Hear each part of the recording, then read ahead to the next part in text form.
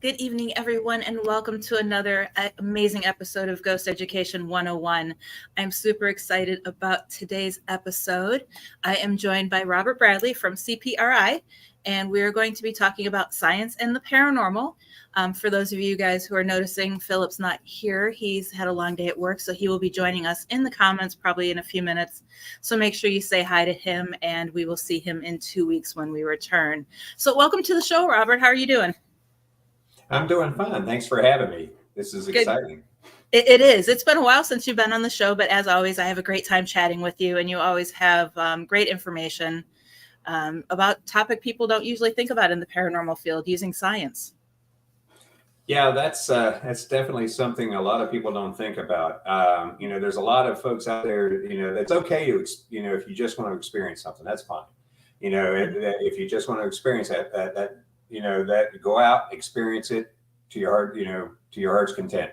But if you really want to know what's going on, there are only a couple of ways you should really, that really produce tangible, tangible data. You could, you have the storytelling, the social aspects, that kind of thing. And but what we do is we take those stories and then we try to design experiments around the stories to see if we can gather enough data to prove not just a correlation but causation. And that's kind of how we operate. And we basically use, a lot of people say they use the scientific method, but most people that say that really don't even know what that is. So what we really do, and we actually use something called experimental design on top of that, where we don't just follow the scientific method itself, but we actually design the experiments. We come up with a hypothesis, design the experiment, run the experiment, collect the data, do the analysis, draw the conclusion, and then move on and maybe redo the experiment with a little bit of tweaking here and there, or we just do a whole new experiment because we realize that experiment was bust. And yes, that has gone bust on us multiple times. Yeah, and actually, now that you brought up the scientific method, one thing that I'm always on my page, I'll promote every once in a while because I've written several not stories, but articles and magazine articles about the scientific method and how it can be adapted to the paranormal. And I have a lot of people who will start an argument with me saying, you can't use science in the paranormal because ghosts don't act on command. So how do you answer that? It's like, well, yes, you can, because first off, how do you know there's such a thing as a ghost? Mm-hmm. You might believe there's such a thing, but there's no tangible data to show that there's anything like a ghost in the spiritual sense. Right. So we, and I'm going to get hate email out of this one, but they'll send it to me first. Oh, they'll say, yeah, they'll get you first, and they'll follow me later. But they basically, if it could be especially experimental design can really be adapted into researching what people might consider paranormal. And they might think they see something, or they might think they hear something, or they might think they feel something. Well, at that point, that's a physical effect. You saw something, you just saw something that might be physical, unless, of course, some people think it might be neurological, who knows. But, by the way, there's a guy named Brandon Masulo that you need to have on at some point. Yep. I think he's been on the show a couple of times. He's great. Yeah, he's great. And Dave Schumacher too. He's another good one too. But but if you look at it though, people will think they see something. All right. Well, we try to figure out, okay, tell us exactly what you think you saw. What are the conditions around you when you saw it? And then we design an experiment to try to see if we can like collect data around when people see this or when this person sees this. And then a lot of times we can actually determine whether it's actually something happening in the room, or it is something neurological or something psychological, just by going in and performing the experiments. It weeds out the muck, the chaff, so to speak. And a lot of people don't want to do that because it threatens their belief structure. We see that a lot in not just in the paranormal field, but we also see it in politics right now, and we see it in public health right now. because of what happened with the coronavirus and the whole thing with the 5G chip going in your vaccines. That's a belief structure, and it's really hard to break through that. But if you continue to collect data and you can actually prove that there's a correlation between certain pieces of data and what people think they see and hear, then you might be able to take that next step and prove causation. Like, we're currently dividing activity into like stuff that's not interactive, non-interactive activity, which people call residual. That's a buzzword out there, I guess. And then we also have what's called interactive activity, where you might have a door open, a chair move, your hair might get messed with, something like that. And that's we consider that interactive in our definition. And so in the non-interactive side, we have terabytes of data on that.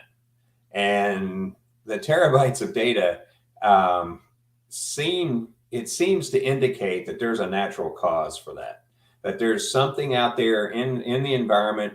It's not spiritual. We don't think it's spiritual, and that something is playing back something that happened in the past. And that seems to be what we're saying. We're not saying stone tape theory. We're not saying anything like that, but something's going on to allow that to play back. Now, the next step in our experiments would be to find some way to reproduce that. So that's the next step in that realm. However, we've recently gotten interested in the interactive side, because about 1 out of 500 incidents will be interactive, truly interactive. And when one of those happens in front of you, you better be wearing Depends. We make all of our people wear Depends because you will not be ready for it. And I myself ran into it, and I'm probably one of the biggest. I believe that a lot of stuff has a natural cause. So when I was standing there and that door opened and shut right in front of me, I didn't know what to think. It was like, what was that? And so we're designing all kinds of experiments around that. The funny thing about that is that in designing the experiments, we actually have been able to focus our efforts around ionizing radiation that happens when those things happen, and also changes in the geomagnetic field when those things happen. And I'm a physical science guy. I'm a former industrial chemist. So, it's like, that's like, wow, this is amazing. Because, when those things happen, we will see if our sensors are within a 3-foot radius of the point source. We found out that it's kind of like a micro event. It doesn't affect the entire house or a large area. It's like a 3-foot radius and around a point source for something that might be considered interactive.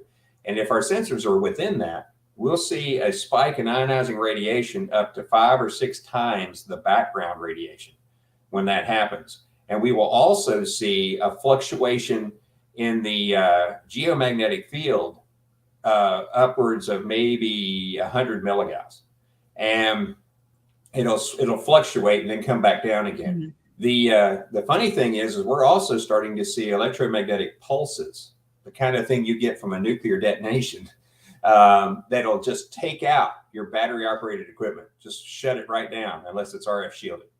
So, we're seeing things like that. So that right there is pointing us to an interesting direction, a direction that a lot of people are starting to actually look at on TV shows like Skinwalker Ranch. Travis is constantly talking about wormholes. Well, guess what? The data we're collecting is identical to what he's getting. It's the same stuff, but we're getting it in what's considered a haunted house. So, that right there is taking us in a direction that's just blowing my mind. Boom. Because, me being, I'm not a physicist, I'm a chemist. So in talking to different people that are electromagnetic engineers, we're physicists, it's just, they're like, wow, what happened there? Looking at the data, and I'm like, well, this is what happened. And they're like, oh God, I don't know, and that never happens in nature, kind of thing. And I was like, well, it sure as heck happened to us. So now we have multiple theories that we're trying to chase down, and we have to tackle them one at a time, because you can't shotgun this. If you shotgun this, you're not going to do it right. And our conclusions are going to be all biased and stuff. So it's like, no, we got to do this one piece at a time. So yeah, and as you do each one piece, then you get 101 more theories coming up. Yeah, that's just the nature of science. So that's what happens. When I was a chemist, we were looking at well, technically, I'm believe it or not, I'm still under an NDA for some of this stuff. But when I was a chemist, we would see certain things while we were doing analytical chemistry on a product at our production unit, and then it was like, well, wait a minute, what about this? And then it would just open a can of worms.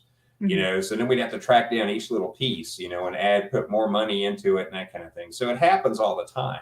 My wife is a microbiologist and working for a local university, and she runs into that all the time in what she does. She thinks, well, I'm going to do this. It's going to show me this. This is what my theory is this. It's going to show me this. And all of a sudden she does the experiment. It's like, oh, crap. It's showing me these 10 things, Yeah, it's like, where do I go now? No. Yes, and exactly. What you were trying to find the answer for, you still don't have. That's right. That's exactly right. But that's just the nature of science. It's evergreen. It's ever changing. A lot of people think that science is do it and you're done. Do it and you're done. That's the way it should be. That's the way it always should be. They told me that during COVID. They told me that in regards to other things that I've been involved in. It's like it's this. Black and white, it's this. And it's like, no.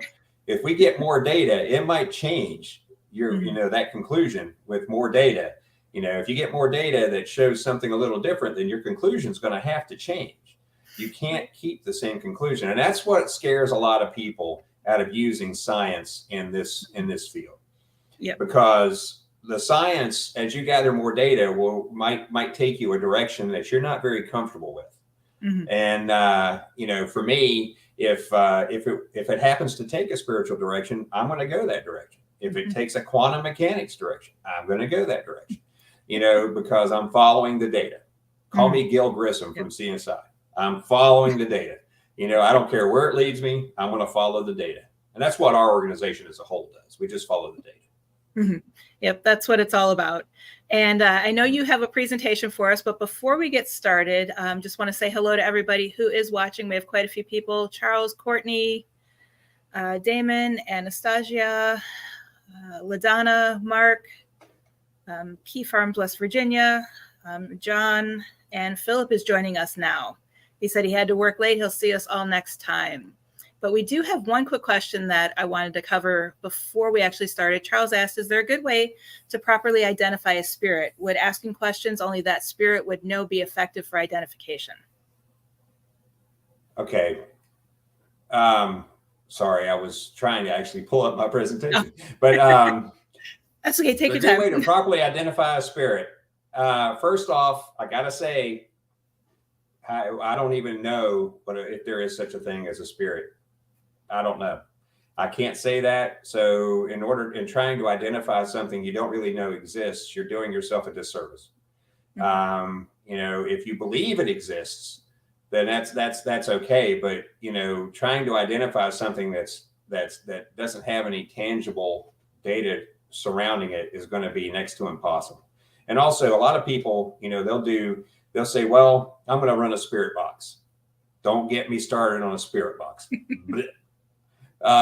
Because, basically a spirit box scanning radio frequencies. How do you know that you're not getting interference from a radio station, a police car, a fire truck, somebody's handheld walkie-talkie? How do you know? You don't. And that's why I'm not a big fan of those. But they'll hear those voices. And when the voices come up, they'll say, sometimes you'll hear something like it says, and they say, oh, that said Brad. It's like, no, you wanted it to say Brad.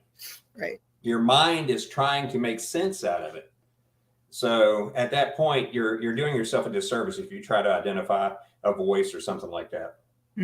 So And I hope I don't get hate mail about that. I better yet send all your hate mail to Heather, and Yep, they'll send them to me first.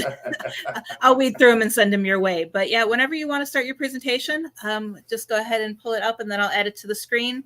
And if anyone has any questions during the presentation, I will flag them, and then we can cover them at the end. I've just got to get it started. Hold on just a second. It's a PowerPoint. All right. It's almost there, I promise. No problem. Computers. Yeah. Okay. Should I go ahead and you should be able to hit present? Yep. Okay. All right. So when I go to present, then I'm going to. I think you can either do file or window. Yeah, I'm going to just share my screen. Be done with it. Yeah, I was going to say it's been a while since I've done it too, so I'm not sure. And StreamYard's changed. All right. Yep, there it is. There it is. Okay, are you ready for this? Yep, all yours. All right. Hello, everybody. In case you didn't catch my introduction earlier, my name is Brad Bradley. I'm the research coordinator for the Center for Paranormal Research and Investigation. We are a 501c3 nonprofit academic research organization that you might consider more closely resembling a university laboratory setting versus what you see and hear on TV. So basically, we're a member of the Taps family, as it says on the screen there. So without further ado, basically using the scientific method and experimental design in paranormal research is what I'm going to talk about. And like it says above it, not for just anyone. And I'm going to explain that here in just a second. So here's the need. Over thousands of years, there have been like multiple reports of the perception of supernatural or paranormal phenomena. And there's a documented public desire to know more about it, as we can tell by the TV and YouTube channels and Facebook chats and whatever. There's a public desire to know more about it. There's also a spiritual need to know more about it. And everybody, they like to think that there's, life after death sometimes, because it's comforting, and you want to know that there's people on the other side waiting for you when your time on this world is ended. And science itself will offer many tools to understand the phenomena. And if you disagree with that, send your hate mail to Heather. No, I'm joking. But without further ado, I'm going to move on. So here are the current problems. The phenomena has been sensationalized in the media, TV shows, YouTube channels. It's been just totally sensationalized, blown way out of proportion sometimes, beyond what it really deserves on occasion. Sometimes it's legit, but sometimes it just blows it way out of proportion. The lack of support from mainstream science is a big deal. That's starting to change. We're starting to see things pop up at the university level. So an organization like us who will take your donations, by the way, but an organization like us will do certain things, but a university has a lot broader reach in regards to audience, and also has a considerable amount of resources that they could throw at something like this. So, but University of Virginia has a division of perceptual science, and that particular division actually does paranormal research, and that is very cool. Also, the lack of qualified personnel to conduct the research, that's a big deal, because not everybody can do everything that needs to be done in regards to research. Me, I'm a chemist. I don't do physics. I don't do biology. I do chemistry, but I can handle the organization of the experimental design part, but I'm not very good at quantum mechanics. I'm just not. So I'd have to find somebody that's a subject matter expert in that. So you have to be willing to do that. Don't think that you're going to go out and be able to solve this all by yourself. The lack of understanding of proper research and experimental techniques goes right with the qualified personnel. You got to understand these techniques before you can dive in and do proper research. And that, whether that's book research, whether that's historical research online or whatever, there are certain techniques that are needed in order to conduct that research, and you really need to know those. The suggestions that we have to a lot of people is that you go ahead and learn those techniques first and then dive in with both feet, and more power to you. Lack of funding, that's a big deal. We are getting grants for our organization, which is nice and will allow us to fund certain aspects of our work, but there's a lot more funding needed. And as evidenced, I hate to bring up another TV show, but it's evidenced by the Skinwalker Ranch TV show.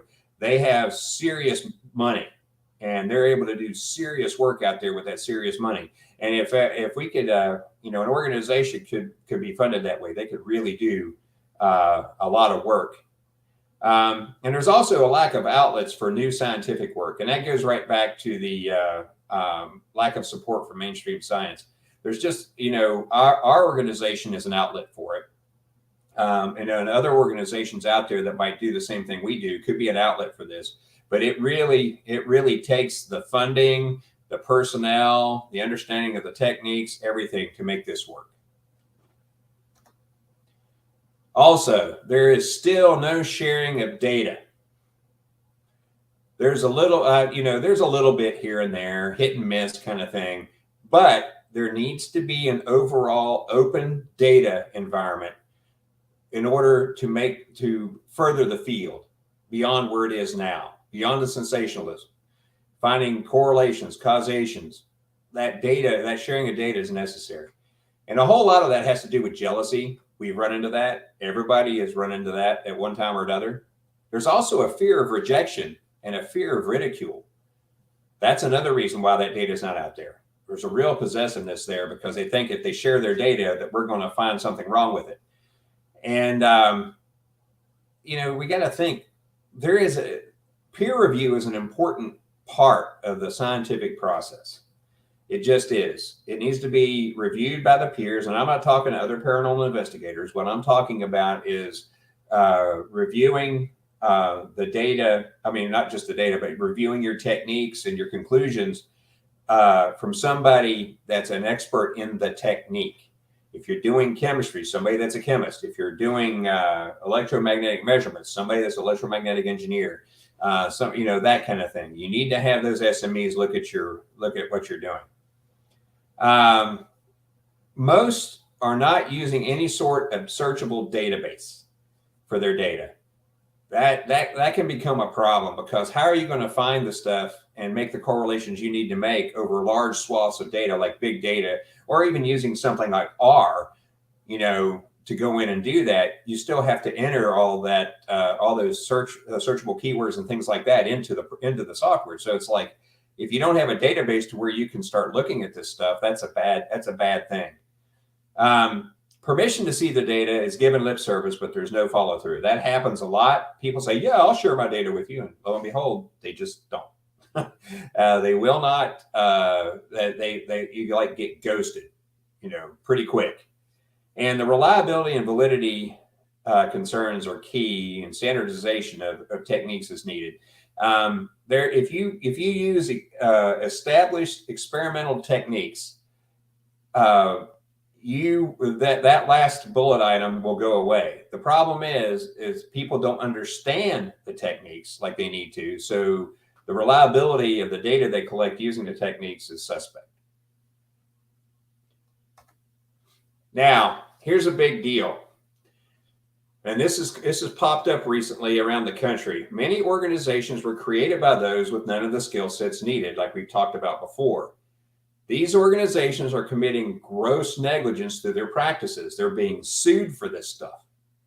And it's like, we ran into a situation where we got called in for a second opinion at a site.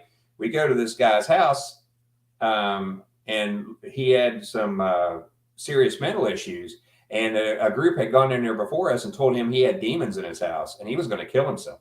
So we told him, no. We had him contact the CSB. We had and contact the medical professionals and other psychological professionals and said, hey, you don't have demons in your house. And so that was that other group that almost caused that problem. And they're committing they're also committing fraud through their practices, whether it's intentional or not. They may believe there's a ghost in the room, but legally you are not allowed to tell somebody they have a ghost in their room, and unless you have solid data or evidence to show that there is. And that's, some people don't realize that, it's unintended by saying that, they have that little blinking light thing that they're flashing around saying, "Ooh, there's a ghost on your bed and it's your dead Uncle Fred." Well, at that point, you just committed fraud. So you got to be careful about that. And there's litigation actually ongoing in several states around the country. And some states are actually looking at regulation of the field through licensing or certification. And that would be, that's going to change the field forever if that ever comes to fruition. It hasn't yet, but they're looking at it. Now, like I said, CPRI, the Center for Paranormal Research and Investigation, is a nonprofit organization for the study of supernatural paranormal phenomena. We're made up of engineers, scientists, medical professionals, police officers, fire folks, you name it. We've got them in our organization. There's about 30 of us spread across the state. We use well-established mainstream data and evidence collection techniques, the kind of things that you would use as part of any scientific field. And we also used well-established and mainstream experimental design, analysis, and reporting processes. These are the same things that all academia uses, and we use them so that everything is standardized. And the process, of course, basically you would generate the hypothesis based on, prior theory, reports, patterns, et cetera, et cetera. And then you would design the experiments to gather the appropriate data, including proper instrumentation, but only if needed. Some experiments, you don't need any instrumentation, but you design the experiments to gather the appropriate data. Then you obtain the access to the locations. This is what we do to perform the experiments if necessary. We might be able to conduct the experiment in our home, in my garage, what have you, but we do have to obtain access, and that can be interesting at times, as we've all run into, but that's part of the step that we have to go through. We perform experiments and gather data and evidence. We perform the data analysis. We then create a report, and then we repeat the process. And that's because this whole thing is evergreen, and repeatability of what you get in an experiment is very important, because if you can't repeat it, then the experiment doesn't mean as much as it does if you can repeat the success or failure of your experiment. And this can be used in just about any scenario. Like I said, it can be used in any scenario, like what is being reported, what data needs to be collected, what equipment's needed, and after running the experiment, is it reproducible? Does it need to be tweaked and rerun? That kind of thing. So, perfect example is Bacon's Castle in Surrey, Virginia. We had a hypothesis that perceived manifestations are accompanied by or caused by environmental factors. That was several years ago when we started this line of experimentation. And it has Bacon's Castle has continuous reports of manifestations over 300 years. And so we wrote up a research proposal, which is very similar to writing up a grant in the world of academia. And we presented it to the location owners, and the proposal was approved by them. And so we conducted a site survey. We designed experiments based on the survey and available equipment. We gathered some dates for data collection periods. We collected the data and placed it in a searchable database. We generated reports, and the paper to be written and submitted for peer review and possible publication. The initial on-site foray to determine the manifestation types and environmental factors, that drove a lot of what our experiment was. We experienced a lot of things in that initial foray, and we designed our experiment around what we experienced. And we've conducted multiple further follow-up expeditions to collect data regarding various hypotheses that we have down there, because the hypotheses have grown in number and depth. Because we've been allowed to go down there since 2012. So we've been allowed to go down there for 11 years, which is great. It's a paranormal laboratory for us. And we've been triangulating with other research and data points. And like I said, this is a continuous process. Now, moving on, we've collected data from other projects. We were looking at manifestations versus the GOES satellite environmental data. The GOES satellites are weather satellites that sit about 24,000 miles out and geosynchronous orbit. And basically, we were able to determine, I don't know if you can see my cursor or not, but we were able to determine that when the magnetic field, the magnetometer around the GOES satellite measures the Earth's magnetic field at 24,000 miles. And so around when the field is going up in intensity, we don't see a lot of reports of manifestations. We just don't. However, when it's on its way down, we do see more reports of manifestations. And if the drop is significant and steep in the curve, the reports tend to be more intense. And that's a study that's continuous. We're trying to look at more and more data as it goes along, but it still follows through. Now, we run a lot of sensors at a location, and these sensors, we look at temperature, barometric pressure, vibration, humidity, visible light, UV light, geomagnetic field, electromagnetic field, and ionizing radiation, things like that. And we'll run all those together at a location where there might be reports of some kind of activity. And some of the things that we run into is this is a triaxial accelerometer. And we had a site where we had heard something. We had put all this equipment on the steps because people kept saying they heard stuff running up and down the steps. Well, we actually heard something on the steps. And you could see it. It was right here. It's very tiny, but it was there. And at the same time, we were running a light meter, visible light meter, and lo and behold, there was a blip in light at the same time. The funny thing is, this right here was actually us running in the building to find out what that noise was. But this light right here happened before we got in the building. And of course, we had a blip in the relative humidity right at the same time.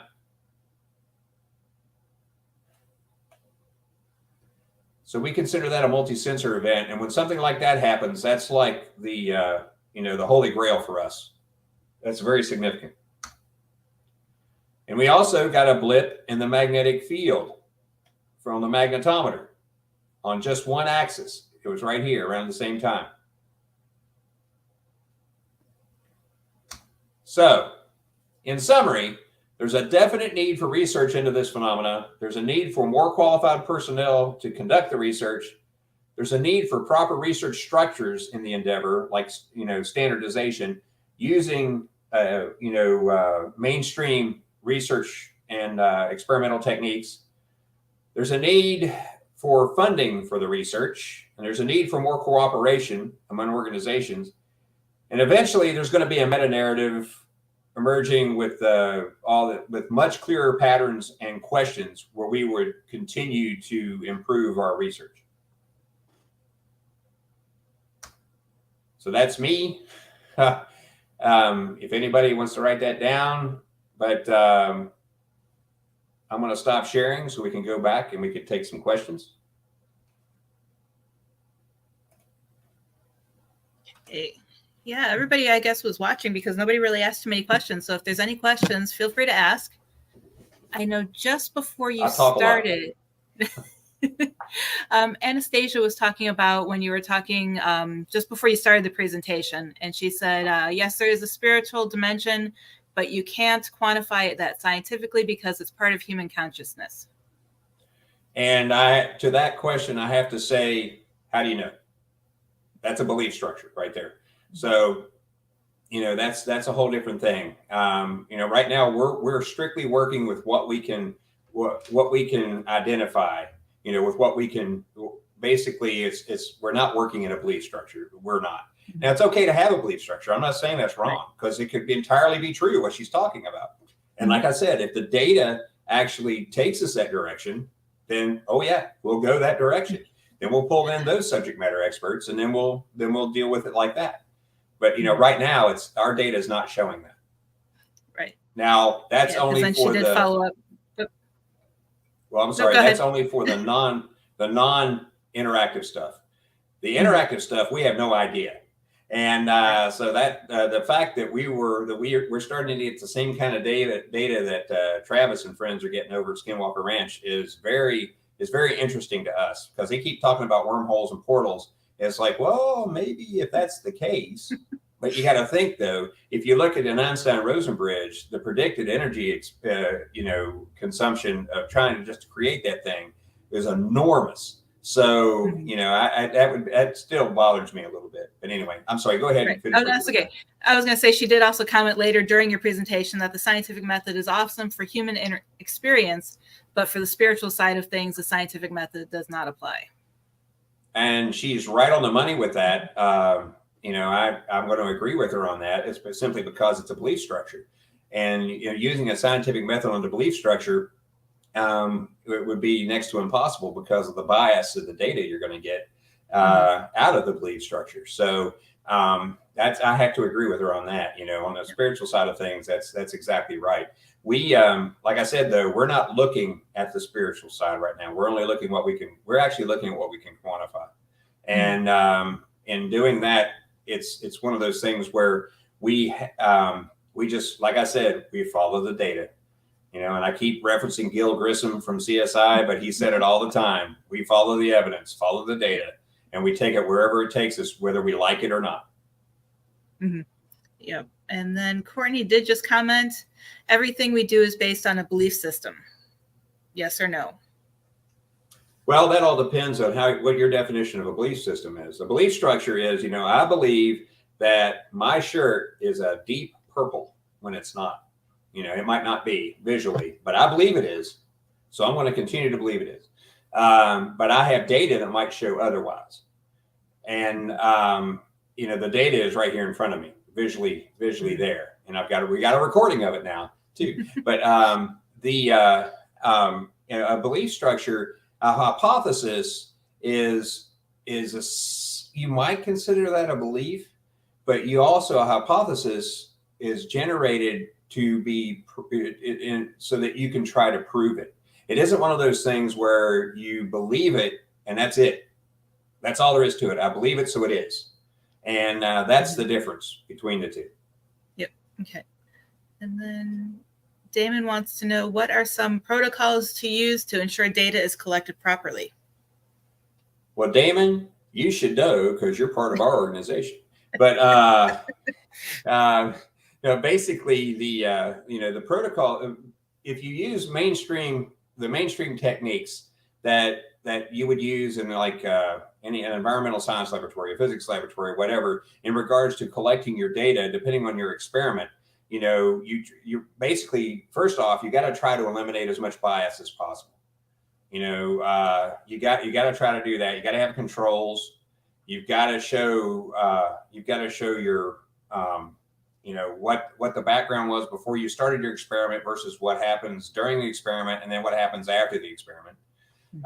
But there's a whole litany of those things, and we could actually have an entire session just on this topic. And Damon, thanks for throwing me under the bus like that. Yeah, I was going to say, actually, in 2 weeks, our topic on this show is going to be data collecting. So if you're available, or someone in your organization is available, we'd love to have one of you on the panel. Oh, yeah. So definitely. We'll be doing that. And then I guess my question, jumping off of that one. Oh, go ahead. I wanted to say something too. You got to control those controllable variables. Mm-hmm. You have to take into account the uncontrollable variables, because those do exist, and you have to try to identify those if you can. But that's all stuff that's part of the whole experimental design process, where you try to control those things. Go ahead. I'm sorry, Heather. Oh, I was going to say, my question would be, to follow up on that one, is what do you guys do to prevent contamination? Well, it depends on what kind of data we're trying to collect. Mm-hmm. If it's audio data, we try not to contaminate with ourselves by not going in to the building wherever the recording is. We try to eliminate ourselves from the environment as much as possible. We do a lot of passive data collection away from the building. We might be in a tent that's 100 yards away or something like that, and we try to do that. Now, we still will run into that. So we have to try to account for that because there's certain times when it's just unavoidable. So for audio, let's say. So at that point, we have to make sure we have multiple sources of recording the audio. And then that way we can actually cross-reference the different audio sources to tell, nope, that was Brad's stomach, or no, that was Damon's stomach or something like that, or that was, that was somebody talking over there or whispering over here. And if you do it that way, then there's a real good chance that you can look at the spectra for all your audio and compare it across recording sites to determine, that what's legit and what's not. The in regards to video, that there's the video contamination there are many and varied sources of that, and you try to control as much of that as you can. You have the infamous dust orbs and moisture and bugs. You have all that stuff, and and don't get me started about that because we could have a whole different show about those too. But those things, that's not the only contamination though. You have 60 hertz interference too that can happen if you're using a DVR and it's plugged into an ungrounded outlet. You're liable to get that kind of interference. So you're going to see that as it scrolls through, and it almost looks like a paranormal event going on your camera when it's just 60 cycle interference. So you have to take that kind of thing into account too. You try to eliminate all that kind of stuff, and you've got to really know about that. That goes back into knowing the technique you're using. You've got to know that. You've got to know more about that. You can't just throw a camera out there and not a whole lot about it and to realize that, oh my gosh, that thing floating through there. What is that? Oh, that's a ghost. It's like, no, it's not. It's a piece of dust. It's like, my house isn't dusty. And I was like, well, I got news for you. And when I turn on the infrared, it looks like it's snowing in your house. So that's always my favorite. That's just examples of it. Right. And I guess to bounce off of that one too is human consciousness. How do you prevent that from contaminating your evidence? Because I know there's several experiments out there right now about how human consciousness, like if you ask, that's why they have the Estes method, because if you ask a question, you could be subconsciously answering it and imprinting it on the digital voice recorder. Well, we have no data to show that kind of that there's that kind of mechanism exists. Right.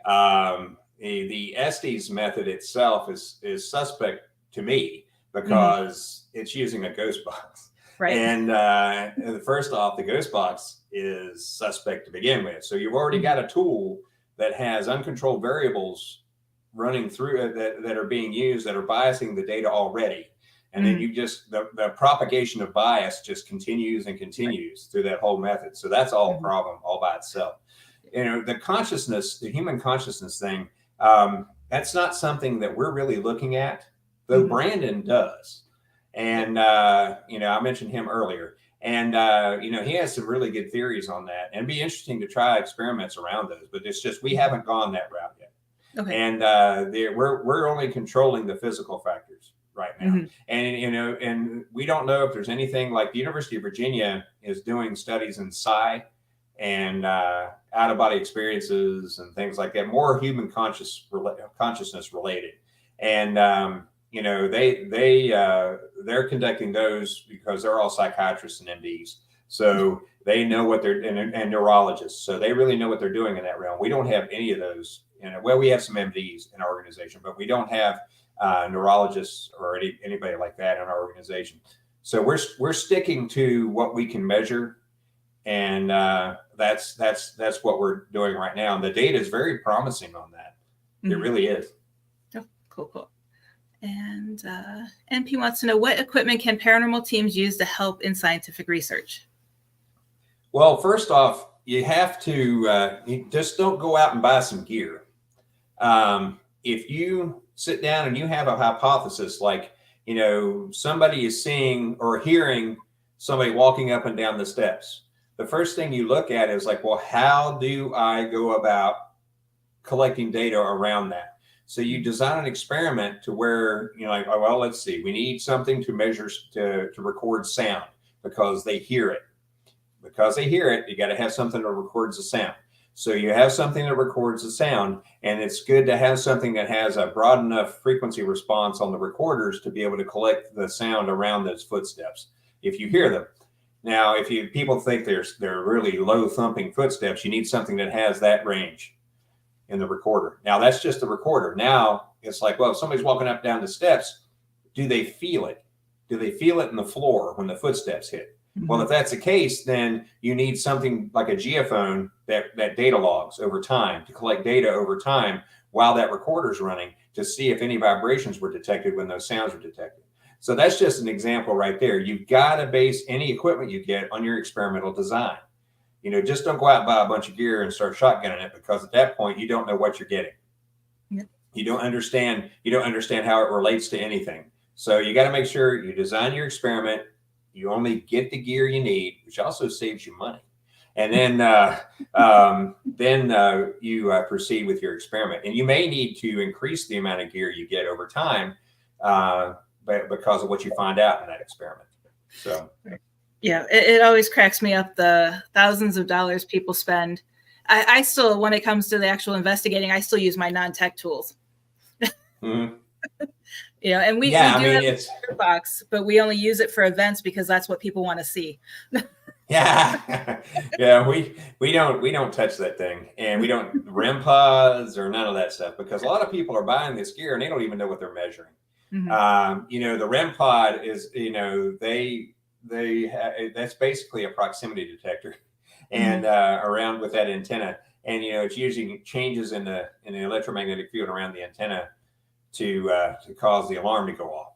And but at that point, though, you don't know what frequency of EMF are you looking at? Is it 100 hertz? Is it 12,000 hertz? What are you looking at here? You're looking at RF. You're looking at other types of electromagnetic fields. What are you looking at? And the same.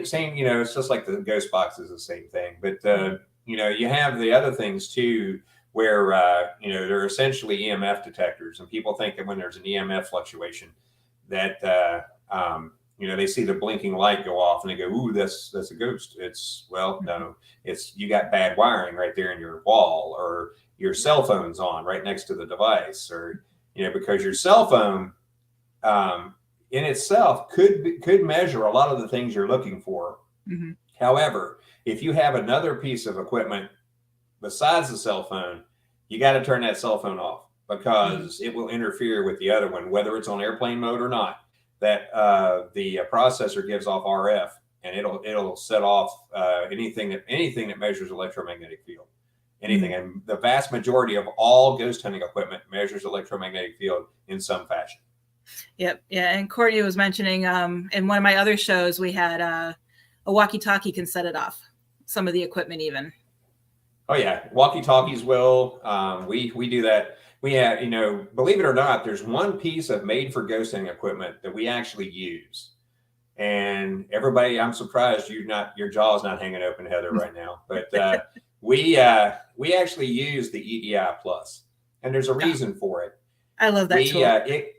It has its limitations, but it does collect data around all the different data points, all the different types of data that we're looking for, and it collects it over time. Mm-hmm. And it's downloadable, and we can do the statistical analysis on it after the fact. That particular device has, it has a big problem with sampling rate. It only samples once per second. Yep. Now, if you think about it, that's great on the fly. If you really need something, you don't have anything else, throw that EDI out there and set it static. Don't move it around, because you set off a lot of the other sensors when you move it around. I see people moving that thing around all the time. It's like, set it down, and you can collect the data that you need to collect over time, and you might actually get hits on it in regards to spikes or anomalous readings on that 1 second interval. However, when you're looking at it, and let's just look at it like this. 1, 2. In the space of time between those two numbers, a million things could happen. And that's why your accelerometers on your phones and your magnetometers on your phone and your thermocouples on your phones, all those things measure hundreds of data points per second. Mm-hmm. And because a lot of stuff can happen in there, so you might miss something with that. So, getting a positive hit from a positive spike or a change in environment that's recorded with your EDI is great. However, if it just sits there and you see nothing but baseline over time, it could be that during that, in the middle of those 1 second intervals, that it's something has happened and you just didn't record it. So you don't be disheartened by that. But it could happen. And knowing how it works too, because I had a team send me the data from the Eddy Plus. And they said, hey, can you review this? And they also sent their audio with it. And they said that they get, every so many minutes, they'll get a drop in humidity and then a drop in humidity and a drop in temperature. And then it would eventually go back up. And as I'm listening to it, you can hear in the audio, the air conditioner kick on. At the exact same time, both of those start going down. And then when the air conditioner turns off, they both go back up. And they swore that they were experiencing paranormal activity during those cold spots because they didn't know how to read the data. Yeah, well, there you go. That's actually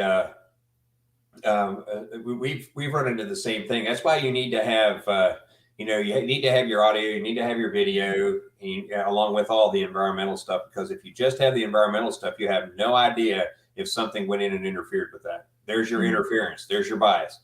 So you got there are your uncontrolled variables at that point. So you have to make sure that you cover your bases on that. The EDI, as I said, that we use it early on. We wouldn't use it because they would not give us the information on the sensors that are in it, because we can't, if we don't know what the sensors are and what they're calibrated to and that kind of thing, we can't really use it for scientific research. But then they put it all on our website. It's like, all right. So we got it. So then we were able to use it, because buying a sensor block like that, there's the Spark Technologies and stuff have different sensor blocks like that too, that are exorbitantly expensive. And now we do have some, we kind of have a budget now. So we might be able to purchase some of those in the future. But the EDIs, I only spent $189 on mine, and that was a drop in the bucket. They're going for $250 something now. I think, I can't remember. Yeah. I don't know.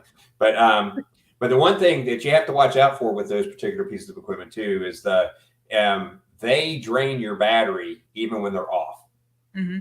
And you have to be careful, because if it drains your battery down to zero, the batteries will start leaking, and you'll corrode the inside of your EDI, and then you start getting anomalous readings on your EDI. We've already found that out. We'll start, like, we were just at a site here in Virginia this past weekend, and my particular EDI had some corrosion in it that I totally missed. I usually have to go in with a Q-tip and vinegar and clean off my battery leads, and a lot of times. But this time I missed some, and it caused the EMF was just spiking like crazy. And it didn't do it initially, but halfway through it just started doing it, and I couldn't figure out what was going on. And then I looked at the data too, and the data didn't show those spikes. It was just the lights going off, and it was caused by the corrosion that was in there. It had gotten into so I had to clean out the whole thing, and it's working now like it should. I was able to test it on various things, but it was that was a problem last weekend. Yep. Yeah, that, and make sure you don't use generic batteries, and that the batteries are shielded. Yeah. We learned that the hard way in an investigation. Well, just so you know, the Duracell copper tops have a problem right now. We got a notification through some of the things that I do through the Department of Health that the batteries. We need to check all of our batteries and all of our battery operated equipment because the copper tops are starting to leak. Mm-hmm. And it was Duracells, and Duracells are like the gold standard for us to run. So I've changed out all my Duracells to a higher grade Duracell. Mm-hmm. So spent a lot of money on it. Yeah, I can't keep up. Even the lights behind me, I go through batteries like crazy, and they're only on when I'm live. Yeah. Philip actually asked the question, how's the tracking of radiation spikes going? Are you finding it happens often? It only happens, Philip, when there's some kind of interactive activity. If the activity is not really considered interactive, we normally don't see it.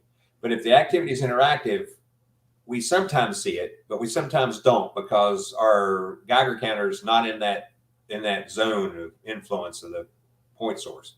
So we actually we see it. We've seen it several times. But you got to remember that 1 out of 500 reports of some kind of manifestation are interactive.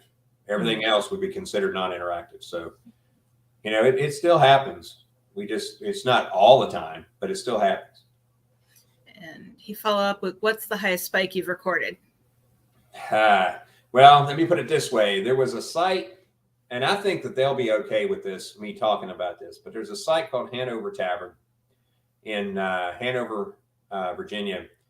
And shameless plug because I'm on the board there. But it's a historic tavern and restaurant. And they, and Philip knows Steve Dills. Steve Dills. Oh, yeah.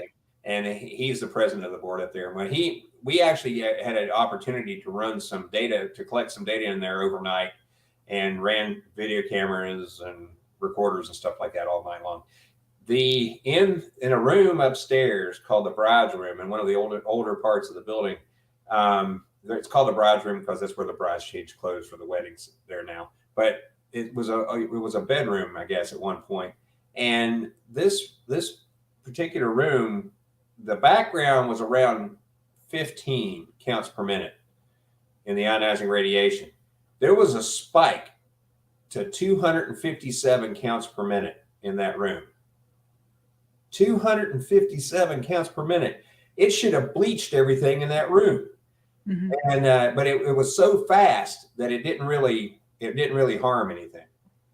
Mm-hmm. So but that kind of thing right there, that's the highest one we've ever gotten. Typically it's around, if we have a background of 15, it's more like 45 to 60 counts per minute as a spike. Interesting. Yeah. And not that it's a tool I use. I have used it only because someone brought it to me and wanted me to test it out, and I kind of totally disproved it. But what are your thoughts on the SLS camera? Oh, sorry.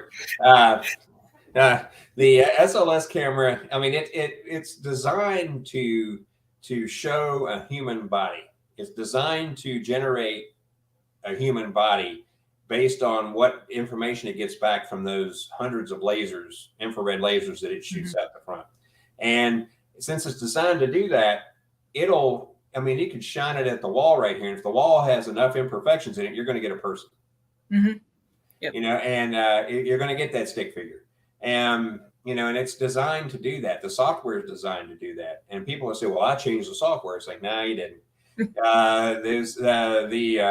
in order to change the software so it doesn't do that, then you're not going to be. It has to have something to look for, and if the software doesn't have something to look for, then you're never going to have anything on your screen. So it's got to look for something. So it's got to have a target of some kind that it's something it's looking for to generate the stick figure. So if it thinks it sees it, then it's going to generate the stick figure. And there is no, right now there needs to be so much experimentation. There needs to be a whole series of experiments done just on the SLS camera, just to show that it might actually show something that's anomalous. Because right now you can't control any of the variables that have anything to do with it at all. Yep. You Yeah. can't do it. So you got to figure out what those variables are, and that's going to take experimentation. Mm-hmm. Yeah. In our experiments we found that just to prove that it really, in our opinion, didn't work, was that on a wall, if you stand in front of it, it'll pick up your reflection from the wall. And then also the same thing with windows. And yeah, that's why. people, Yeah, you're exactly right. Yeah. Look at what they show on TV. They got somebody standing there, and it's like, oh, there's something right next to you. Well, that's your reflection, dude. That's Right. what's right next to you. So yeah, they don't realize how that. Also, a lot of people don't realize how those SLS cameras work. Mm-hmm. It's like it's shooting out hundreds of infrared lasers, and that's bouncing back and it's collecting that data to generate the stick figure in the room. So Right. that's essentially how that works. And if that happens, those things can reflect off of anything. It could be a bug on the wall, like several bugs on the wall, and all of a sudden you get a stick figure. Right. Yeah. It's almost like electronic pareidolia. The computer's trying to make sense of chaos. That's right. That's exactly right. That's crazy. Philip Yeah. says, I'm sorry. I'm sorry I laughed like that. No, I was expecting you to laugh. But Philip says SLS will find demons like cell phones catch orbs. Exactly, Philip. Exactly. If you want to find a demon, turn on that SLS camera. Mm-hmm. Yeah. Okay. Charles wants to know, a friend of mine claims to has seen a full body apparition. I asked him, could you make out the details of the apparition, eye or eyes, facial features, etc.? Is the sight of an apparition with most details present except the face less common? Yeah, I mean, you hear about it a lot. I myself, the apparitions I've seen full features, and I've not seen full features. I've seen outlines of people. Not that I've seen a lot. I mean, I might have seen maybe 5 or 6 instances of this over the last, 13 years. But but though I saw one that had fully, I mean, I could see facial hair on the guy's face and everything. It was a darndest. I thought it was a person standing there, and it turns out it wasn't. So go figure. Then I've seen things that where I could not see the face. So there's a lot of different reports of that. Sometimes your own mind, like some people can see things better in their peripheral vision than they can when they look straight at it. That's a known a physical thing, and pardon me. And it's sometimes that can affect the fact that you don't see the face. But I can't say whether or not that's common or not. I just know what I've seen. Mm-hmm. Yep. And actually, that reminded me of a question that I could ask you is, have you guys, or you or anyone on your team, like actually have a personal experience that no doubt you encountered something unexplainable, but you have no data collected to back it up? Well, we have run into that where we have no data. I have one where I did get data, which is significant, but I had I'm just going to speak for me. I was at St. Albans Sanatorium. We had an opportunity to go in there and do some real research in there, not the crazy crap that they usually do in there. And so we're standing up in this one area outside of a room they call Jacob's room. And all of a sudden I look to my left and there's a guy standing there. Now I thought they had a problem with homeless people breaking in this place all the time. So I thought, this is a homeless person because I could see his face. He had a jacket on. He had pants, boots. I saw the stubble on his face, and his hair was disheveled, and I was like, wow, and I said, hey, and I turned and ran after him. He turned and ran down the hallway and disappeared. Oof. And that right there, I cannot explain. We had no instrumentation down that hallway. We had no cameras down that hallway. And so I totally lost that opportunity. However, I have had a couple of things happen. I was at Pennhurst in the Mayflower building, and we were up on the 3rd floor, and we had some equipment up there, and there were 3 of us, and we were actually like setting up gear up there, and we hadn't started the cameras yet, of course. We had the recorder running. and the DVR was actually down a floor because there was no power on the third floor. So it was pitch dark too. And we were, and out right where our equipment was, all the little pieces of equipment were giving off light. So I was down there in that light trying to do things, right? And I heard movement down the hallway, like something was moving furniture. And so I went downstairs. I was like, hey guys, I think something's moving furniture up here. So then another one of us comes upstairs. He hears the same thing, comes back downstairs. So all three of us come upstairs. I'm standing in the, and we're standing in the light of this equipment. So I stepped beyond the light of the equipment into the darkness to see if my eyes would adjust better. And something came at me down the hallway like this. And I was like, whoa, and I fell. And the other two guys are, they flip their lights on and stuff, and there's nothing there. But our equipment, all the environmental sensors we had there spiked. The craziest thing, the radiation spike, the EMF, temperature, barometric pressure, humidity, all that stuff spiked. It all spiked right there when that happened. So we did have that kind of data surrounding that. But I've had other things happen too. I had a door open and close on me that time, and at a place called Scotchtown, where Patrick Henry lived, and we were in there, and that door we were out and we didn't have any. Well, the only thing we had was video, a camera on it, by accident, and we were out, and we had an audio running, and we were out in our command tent, and all of a sudden we heard a loud bang from inside of there, and we thought something fell over. We're like, oh, how much trouble are we going to be in, So we go running into the house, and we don't see anything falling over. So, a few of us were walking around, and all of a sudden I'm standing in the hallway, and I'm looking down this hallway, and across from me is this door that goes into the cellar. That sucker opens and then slams shut right in front of me. That was the noise we heard. So it happened twice, but I actually saw it the second time. I'm standing like 5 feet away from it when it happened. Of course, at that point, that's why we tell everybody we're gonna order Depends for our whole team, because that totally caught me off guard when that happened. You can hear stories all day, but it's never the same when you experience it firsthand. Nope, when you experience it firsthand, it is totally different. And I've been in some nasty places too, but and I'm normally not very scared, but that did startle me.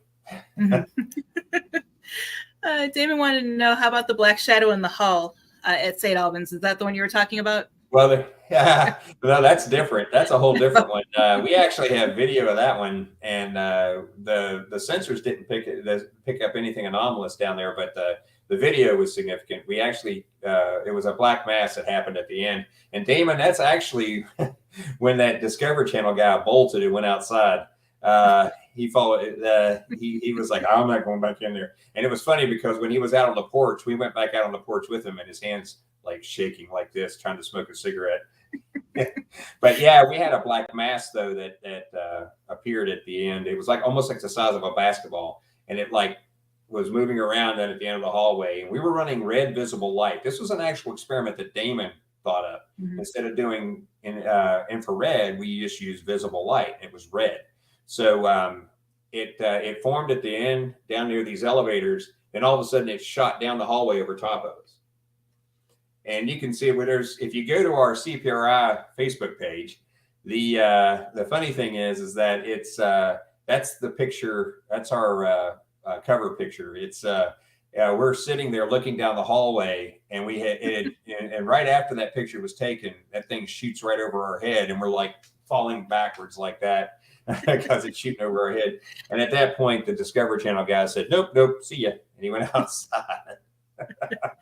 Not that I like to see people run out of a haunted location, but it is kind of funny. Oh, it is. Yeah. It really is. Yep. We actually. By the way, go ahead. Damon is, he's a really sharp guy in our organization. He has a lot of really good theories and a lot of really good experiments that come to mind, and it's great to have him around. And Damon, you need to send your check to 248. No, I'm sorry. Yeah, I know we were doing, we were invited to Madame Tussauds in Vegas to do, what we did is we took the employees on a ghost hunt of their own workplace, just to kind of help them understand what was happening where they work. And when we went back a week later with the, the EVPs and the video, all the evidence that we've collected, 2 employees stood up and said, "Nope, we're done," and they walked out and quit right on the spot.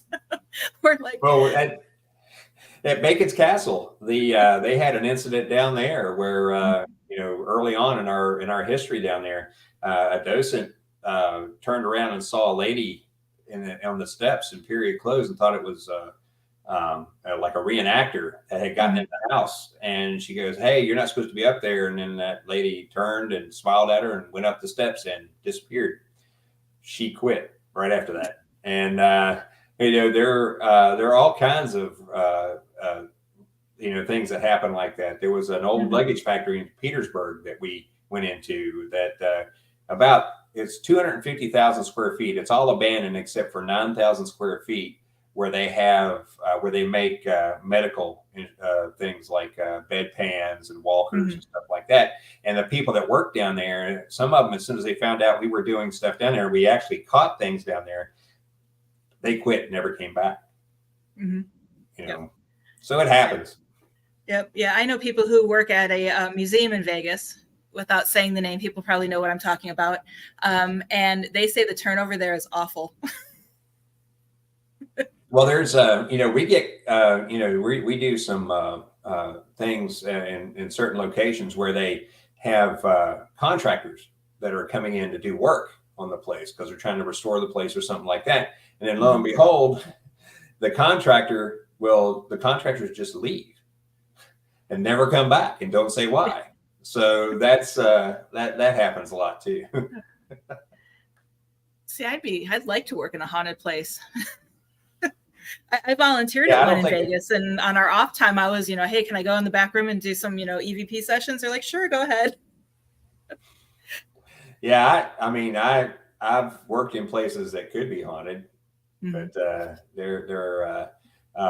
they're creepy enough. But anyway, the building I currently work in is creepy enough because my office is in the basement. But yeah, it's definitely creepy in there. Philip says, do you have any suggestions on how to detect infrasound without very expensive sound detectors? Most sound detectors stop at around 30 hertz, I think, and even they are expensive. Well, the problem is you have to get infrasound is below 20 hertz. So, you might have to shell out the dough to get something with that kind of frequency response to collect it. There's commercially, it's very hard to find things like that because nobody really wants to deal with it because it's not, usually when you look at audio, you're looking at what people can hear. So you're not looking at ultrasound or infrasound. So, if you have to find something though that does record below 20 hertz, and that's tough. That's really tough to find. So sorry, Philip. I wish there was, but I wish there was a cheaper way to do it. But and then Charles talks about he did an investigation at the 1812 Hotel. It was a location in New York. When entering the room at the hotel, he heard a little girl saying hi, and there was no little girl there. He captured this on a recorder, and he wants to know if this could be considered a disembodied voice. Well, if there was nobody there to say it, then there's a good chance it was a disembodied voice by definition. I've had similar things happen. Usually whenever we walk into Bacon's Castle, the main house at Bacon's Castle, as soon as you walk in the door, you usually hear footsteps or you hear a voice. We typically don't try to determine what the voice is saying because, everybody has their own interpretation of that. But those would be considered by definition disembodied voices. So that one would definitely be a disembodied voice. Yeah. And we are actually caught up on questions. So if anyone has any questions, we still have plenty of time to discuss those. And is there anything that we missed that you wanted to talk about or touch on? Oh, me? Yeah. I just a little bit of a plug. We're going to be, I and Alan Sloniker and Dr. Kenneth Newsom are going to, from our organization, are going to be participating in 3 different panels at Dragon Con. So if anybody on this thing is going to Dragon Con, come see us. We don't bite. Well, Kenny does, but I don't. And when is Dragon Con again? It is Labor Day weekend. Our panels are at 10 o'clock. Our panels are all in the Cortland Grand Hotel, and our first one's at 10 o'clock on Friday, and then our second one's at 5, I believe, on Friday, and then that weekend, and then Saturday and Sunday we don't have any panels, but Monday morning at 10 o'clock on the last day we have another one, so we're on 3 of them. Mm-hmm. Cool. Yeah, I'll definitely have to try to get out there next year. Oh yeah. We're going to talk about, essentially we're going to talk a lot about what we just talked about. So, Yep. But we're going to do that in that environment. So we're going to, hopefully they're going to have chicken wire up so nobody throws beer bottles at us or anything like that. Yeah, no, I'm speaking at Phantasm later in September, and being that it's a horror convention, they wanted my panels kind of geared towards, so like I'm doing panels on could Dracula really exist? Talking about the different diseases that were believed back then. So, not quite the scientific route, but I still get to throw in some science there. There you go. Well, we used to do Scares That Care, and we used to do we do panels at Scares That Care, do presentations there, and that's always a very forgiving audience in the horror when it's a horror themed convention. I'm not sure, but I got a feeling they're putting us in the skeptics track at Dragon Con. So this is going to be real interesting. I've never been, so this is going to be a first time experience for me. Alan has been multiple times, so he knows a lot about it, but I've never been. So I'm just excited to get to experience what's going on. Yep. Like I said, though, they better have chicken wire up because I'm gonna drop some truth on people and they're not going to like it. Oh yeah, that's always the fun part, especially when you have someone in the audience who just doesn't agree with you. And the early morning one, maybe not so much, but later in the evening after people have had a few beers. That's going to be the scary one. That's for sure. Yeah, I know. Last year at Phantasm, we had a panel at 11 o'clock at night. And it was, oh my God. And we were surprised people still showed up to it. It was a Q&A with a whole bunch of different paranormal researchers on there. But yeah, I was surprised people showed up to that one. And I was worried about the drinking on that. Yeah. And actually, because the hotel is within walking distance of Universal City Walk. So anyone on a break could go enjoy a beer or two. Charles wants to know, are surface temperature guns effective for being paranormal equipment? Again, if it fits your experimental design, then yes, it is. But it all depends on what your experimental design would be. I mean, for me, if I was going to have something like a surface temperature gun, essentially, if I wanted to see if a particular chair had gotten colder because maybe something sat in it, and say the thermal imager saw that it was cold, and I used the temperature gun on it, and it would show that it was colder, then yes, we could use that as a piece of equipment in that experiment. Just using it in general, for a cold spot in the middle of a room or something like that, that's not going to work too well. We actually used it on a person once. We had one of our members, actually our archaeologist member, we were in a house and he was being touched by something. Was touching him, and it was leaving cold spots on his skin, and we were actually able to measure the temperature difference from spot to spot with one of those temperature guns. It was pretty cool.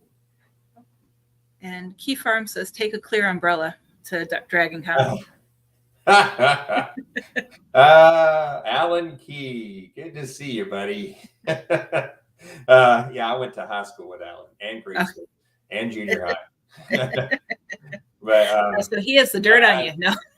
Yes, he does. And Alan, you're not allowed to talk anymore. You need to get off this thing. No dirt on me. I had a question, but I know a lot of problems in the paranormal field. You were talking about some of them, and one of them that I encounter a lot is faking paranormal evidence, just so a group or a team can claim, hey, look at this apparition we caught.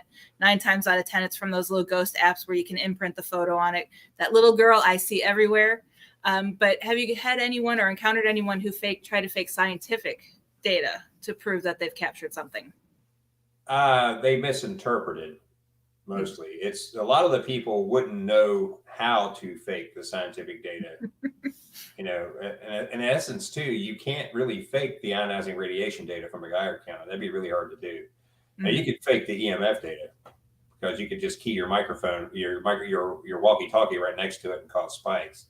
But nobody really tries to send us that kind of data because of that whole. Either they don't understand what they're doing with the data or collecting the data, or they don't understand the necessity to do certain things, or they're jealous or they're afraid to give us the data because they're afraid that we're going to either make fun of them or that kind of thing. And I gotta talk a little bit about peer review because that's very important, and it's hardly done in this thing. In this field. I know that Brandon helps us out with that. He's actually read some of our stuff. I'm hoping Dave Schumacher's on here. Those folks, they understand the need for peer review, and without peer review, your stuff is nothing but a personal experience. You can collect all the data you want to and the whole, terabytes of data, but if you don't put your experimental design and your process and your conclusions to peer review, what good is it? Right. And a lot of people don't understand the need for peer review. That really came out during COVID. The people were peer reviewing stuff, and they say, "Well, you don't know what you're talking about when you're peer." It's like, well, yeah, they do. I mean, they're a virologist and they're talking about viruses, so yeah, I would assume they know what they're talking about. But yeah, that peer review thing is a big deal. We need more of it, and it needs to happen as all these papers, white papers that get put out, and these books that get published. No offense, Heather, I'm just picking on you. But there are certain people that publish books and things like that, and none of that stuff goes through peer review. And articles that get put out there don't go through peer review. They just get posted in ghost.com or whatever, whatever you want to call it.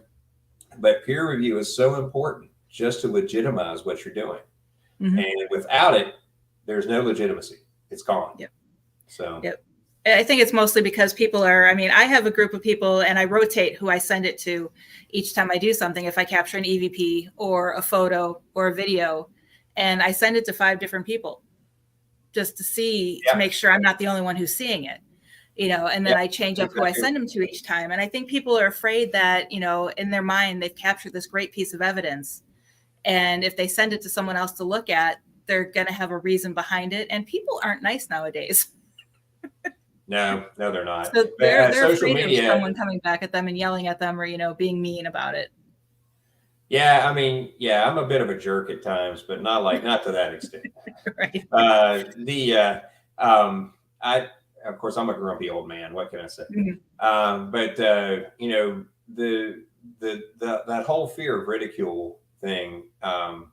It's that fear that it's exciting for me because, there are people in my own organization that peer review we peer review our stuff all the time, because we have different people with different subject matter experts in different fields that come and look at our stuff, and it's like, well, yeah, that process is good, but you might want to do it better this way kind of stuff, and that's the way all of it is. My wife goes through peer review all the time. She's in like 20 some odd articles that she's written for microbiology journals, and she's been peer reviewed to death. So it's like in our organization, I got to say, Damon, who's on here, is very good at reviewing what we're trying to do and trying, as we come across, and he's not afraid to tell us when, hey, you shouldn't be doing this. But that's what it's all about, though. We got to be able to do that. We got to accept the criticism along with the kudos. We got to be able to do that. Yep. And there's a lot of people. It's hard because when I get criticized, it's like you put your heart and soul into something, and then it's like, but you got to look back and be like, why are they saying that? There's got to be a reason that they're seeing it from different, it's different eyes. And they might even offer a suggestion. Yeah, they might offer a suggestion to move the investigation forward. That's exactly right. It might have a better suggestion, and you need to grab it and run with it. It's not, and they're not going to be. And if they give you the suggestion, they're not afraid of you using it. They're giving it to you to use. If they didn't want you to use it, they're not going to tell you. So yeah, that's the way you got to look at it. Mm-hmm. Yeah. And then there's also the fear of that is like, okay, if I share my stuff, then the person's going to take my ideas with their ideas and they're going to run with it. Well, that's the risk you take. That's how it works, though. Right. I mean, this isn't, that you just reference it. That's the key. A lot of people don't reference other people when they do it. They essentially steal the information, and they like the intellectual property, and then if you reference the people, if you reference the experiment, or you reference the paper that it came from, that's a whole different animal. If you don't reference it, that's theft. Right. Yep. And that's all there is to it. Right. And I know the field needs to become more scientific, but there's a lot of paranormal investigators out there who just focus on helping clients. But I truly do believe that they can still help move the field forward scientifically. What kind of data could they just collect on an everyday investigation that could be, either saved or documented to compare at a future date? Well, one thing that they need that we desperately need, and that's this, both Dave and Brandon talk about this a lot, is the citizen scientists out there. We need, if you're going to go out and you're going to do some kind of investigation, and let's say that, based on what you heard, you're going to run whatever equipment you're going to run, that kind of stuff. It would be nice if, along with audio, that you also measured the around where the recorder is. You also measure the basically the environmental data, the temperature, the barometric pressure, humidity, and stuff like that, and you measure it the entire time that you're running the recorder. Now, there's certain protocols you got to follow, though, when you do stuff like that. That's why you really have to know what you're doing. And that, just having somebody going out there and pushing a button on a piece of equipment, letting it run, and coming back and getting it, that may be okay in some instances, but a lot of times it's not. So, you gotta know what you're doing. And I highly recommend that if you want to go out and you want to do this kind of stuff, that you bone up on doing, there's just basic YouTube videos out there on scientific integrity, on doing, on the experimental design principles, even just the scientific method. So you better understand the need to do certain things. And if you're going to do recordings, it's good to know how your recorder works.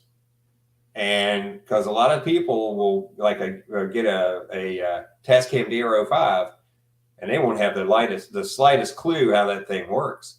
And so, because it'll auto gain if it wanted to, or you can live monitor it if you want to. You can do all kinds of different things, but you can actually collect audio in different sampling rates if you want to.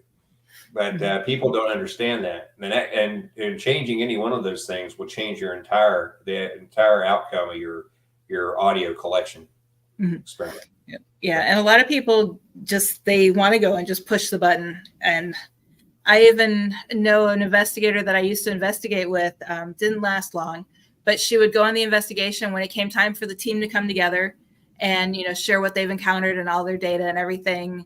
She openly admitted that she would take her recorders and hit record, but she never played it back. Oh. So she has all this data saved on her computer, but she never listened to, her EV, she didn't listen to her digital voice recorder, didn't review the video. Oh, man. And I'm just disappointing.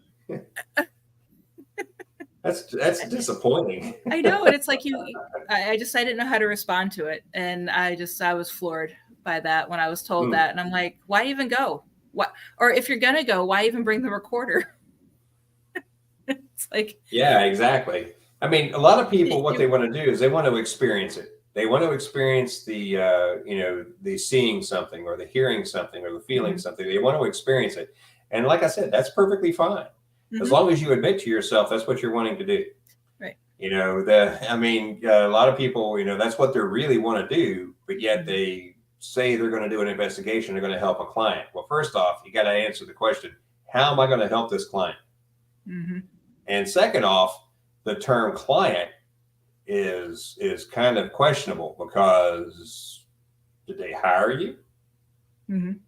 legally, you use that term, you're now working as a contractor for this person. So you got to watch that kind of thing. The terminology matters. Terminology matters out there. Oh, yeah. That's why when you were talking earlier, I can't wait. And I really hope they do it in our lifetime. But this field really needs to be certified based. You need to get your license from the state. It needs to be monitored more closely, because a lot of paranormal investigators I see out there are causing more harm than good. Yep. That's exactly right. The certifications that they're talking about, like right now, what we're doing is not really investigative. We're more into research, and so we have to follow more things like the rules and regulations around human subjects. Let's say, we need to follow those, that kind of thing. That's a little different situation.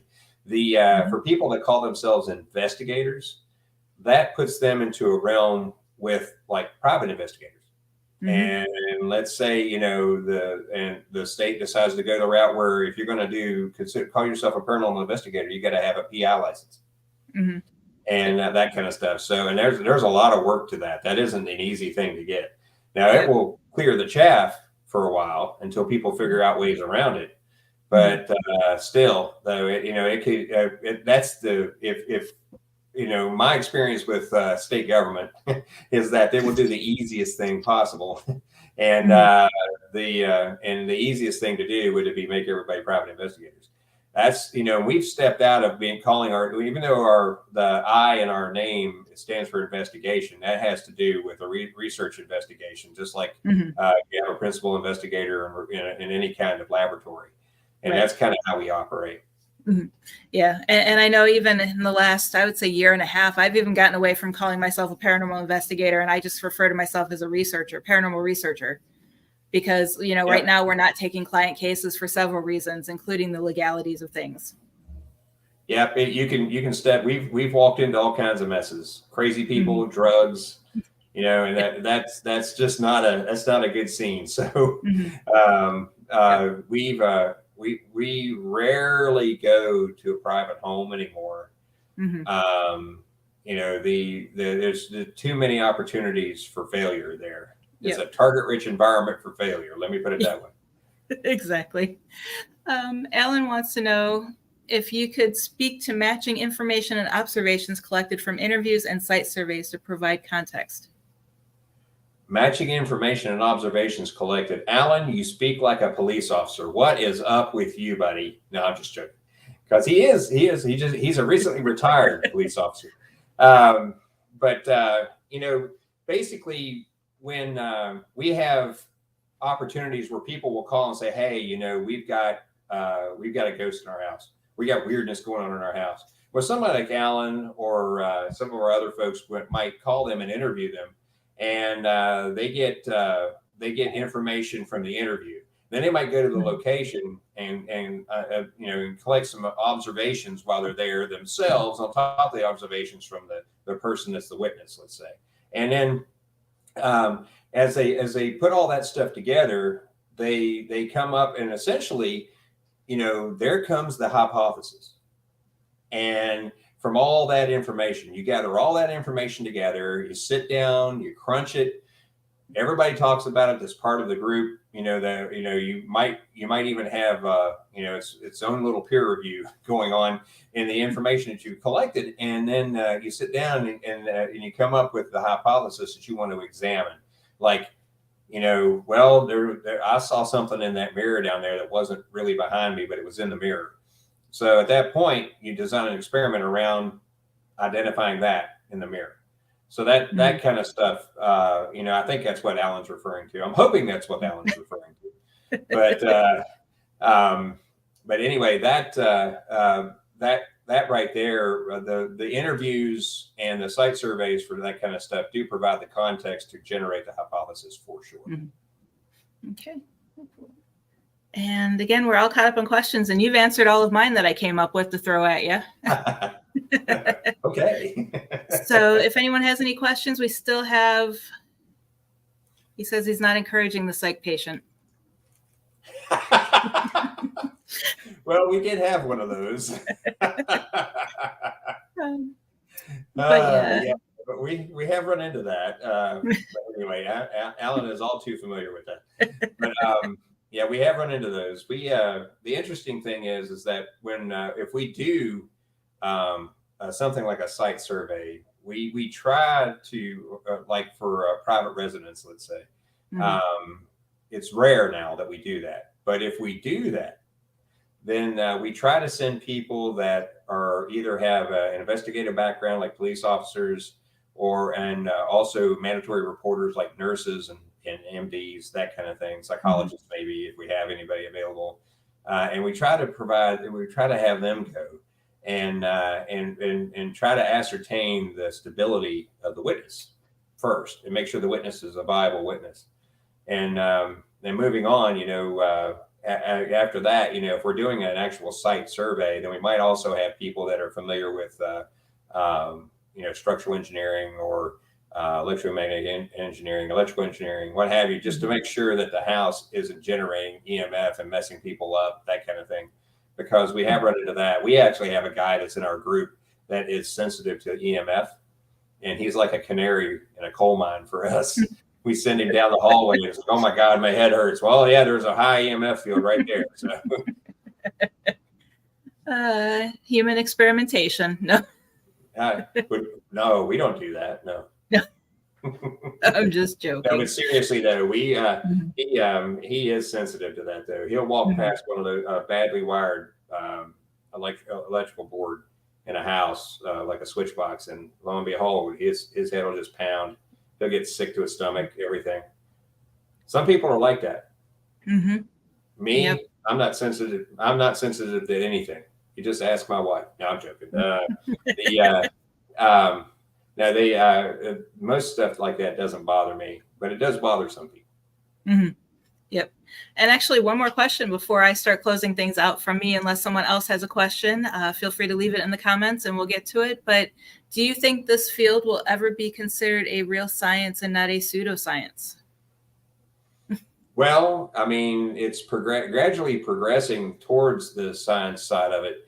The problem is, though, until the people take it seriously, like investigators out there that don't have the skill sets and stuff like that realize their limitations. Until that happens, and they don't start, talking, stuff that might be considered negligence or fraud or what have you, and they get away from all that bias that's out there. Until that happens, then it's always going to be, it'll be considered fringe science. Now, you do have universities that are doing stuff like, besides University of Virginia, there's always, of course, about the Ryan Institute, but there's also SPR doing work, ASSAP doing work. There's you look at, but you also look at Johns Hopkins is doing some work up there. It's not in a formalized organization, so to speak, as part of the university, but there are some principal investigators up there actually doing some work on that in that area. So it's popping up all over the place. People want to know what the heck's going on, and with the explosion of UAP stuff that's come out there, holy cow! It's like everybody and their grandmother wants to go out and look at UFOs. So and you got NASA looking at it. You've got they're looking at stuff too beyond what just the UAPs. They're looking at stuff like what they're looking at Skinwalker Range, and that's actually being taken seriously now too. So gradually it's going to be there. It may not happen in my lifetime, but it will. It's gradually getting there, and people are taking it seriously more and more and more. But there's still a lot of people that don't, and that's still just take one step forward and 2 steps back because of that. Yep. Yeah, it's heartbreaking sometimes. But thank you for joining today. This has been a great conversation, as always, with you. Love chatting with you about the science. It doesn't happen often in this field. Yeah, true. Can you remind everybody where they can find you? Yeah, we're on Facebook, the VA CPRI on Facebook. That's VA CPRI, the Center for Paranormal Research and Investigation. And there you can find all the information about us. We actually, our phone number's on there. We have an office line. our website link is on that page too. And there's actually data we've collected, examples of data we collected from other locations around, also on that Facebook page. So you can go there, and that will pretty much point you wherever we are. Okay, perfect. Sounds good. And thank you everyone for watching. You can make sure you follow us on Facebook at Ghost Education 101, and our YouTube channel is fully up and running. I have all of our archived videos from the past 2 years now fully up on the new channel, and that is at Ghost Education 101 as well. And we return back in 2 weeks on August 30th at 9 p.m. Eastern for a paranormal roundtable discussion on collecting evidence. And you're welcome to come back if you want to, or someone from your organization can. We still have a couple spots left on that panel. So just let me know on that. And then for future information, mark your calendars. September 13th, we have special guests Nick and Sean from Old World Paranormal. And make sure to join for that. And don't forget to stop by Dragon Con in September and make sure to check out that panel discussions. Those sound like a lot of fun. Oh, to be a fly on the wall. Yeah, it's going to be fun. And Alan's going to have to sit there and suffer through my old man stuff. But again, thank you for joining today. It's been great, and I hope to have you on the show again in the future. Sure thing. Thank you for having me. Oh, no problem. Thank you, everyone, and have a great night.